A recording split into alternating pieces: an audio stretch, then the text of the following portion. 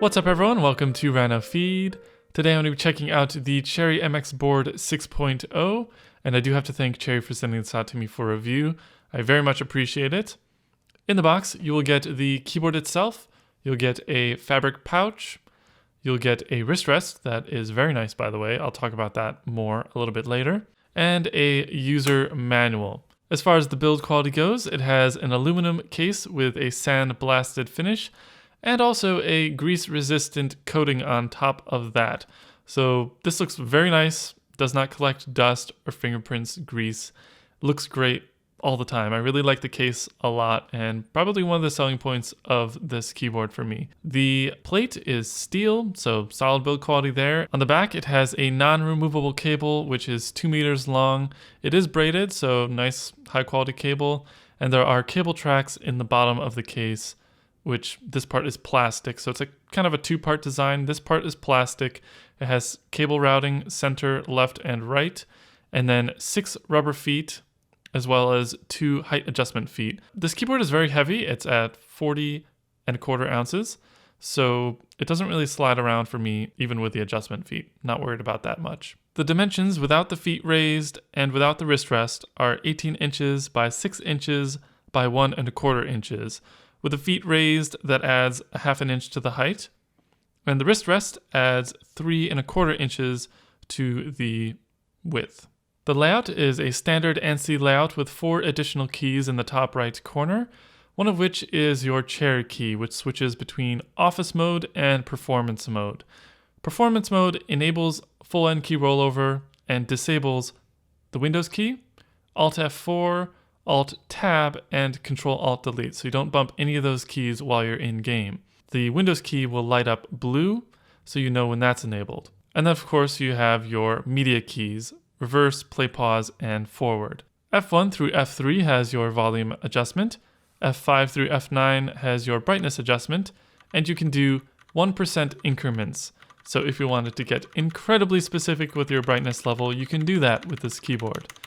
F5 will lower your brightness by 1%, F6 will increase your brightness by 1%, F7 will decrease your brightness by 10%, and F8 will increase your brightness by 10%.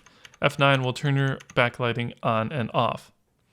If you wanted to adjust your levels of brightness a little bit quicker, you can enable the function key permanently by pressing Ctrl plus Fn, so that way you don't have to hold it down the entire time. I don't really like the bright blue accents for numlock, caps lock, Windows key, scroll lock, and function. I wish they were either white or just a brighter red. The keycaps are UV coated ABS. Not the best in the bunch. I wish they used PBT and Palm. That's a great mix for backlit keycaps. These are Cherry profile, so that's a very nice profile, but yeah, I just wish they used PBT, to be honest. This keyboard does have Cherry stabilizers, and of course it has Cherry switches. This particular one has Cherry MX Reds. So 2 main features you want to pay attention to with this keyboard. They have Real Key technology, which is their own analog signal processing system for reducing the lag or response time of your switch input. So a lot of keyboards are about 20 milliseconds response time. This keyboard is at an incredibly fast pace, 1 millisecond.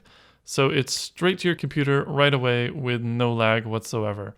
For competitive gamers, this is a big deal. I'm not a competitive gamer. I try to play CSGO, Overwatch, and I'm awful at those games. So I could not tell a difference personally. But if you are into competitive gaming, this might be a great selling point for you. Another selling point for this keyboard is the comfort of it. If you do like a wrist rest, the included wrist rest is great. A lot of included wrist rests are kind of cheap, plasticky, and they disconnect and connect really inconveniently with plastic parts that could break.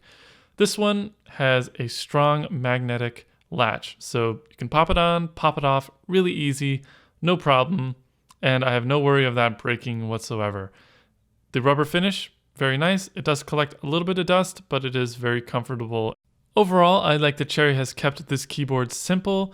They haven't tried to advertise to gamers with flashy gimmicks that nobody cares about. This keyboard is designed elegantly with a beautiful case and finish, and it has features that actually matter to competitive gamers, like the Real Key technology. So for that reason, and the comfort of it, the included wrist rest, I would say if you're looking for those features, it's a great option for you. I think the price point is a bit high, and I don't like the blue accents of the LED backlighting. I wish they used full RGB backlighting. But other than that, I really like this keyboard. Thank you very much for watching. I hope you've enjoyed, and as always, please rate, comment, and subscribe.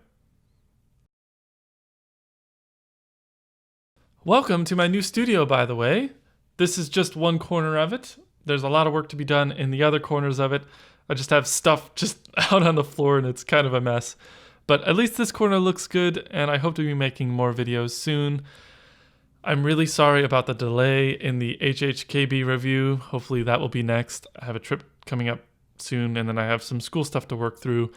But that review is coming soon. I just have to get it done. I'm so sorry about the wait. But other than that, there is a room tour video when I get this all set as well. That's something to look forward to far off in the distant future. I don't really know how long. Again, you know, this is kind of a fun thing for me, so I don't try to restrict it to crazy timelines all the time. Other than that, yeah, thanks for watching. Stay tuned to my Instagram and Twitter for updates, and we'll catch you in the next video.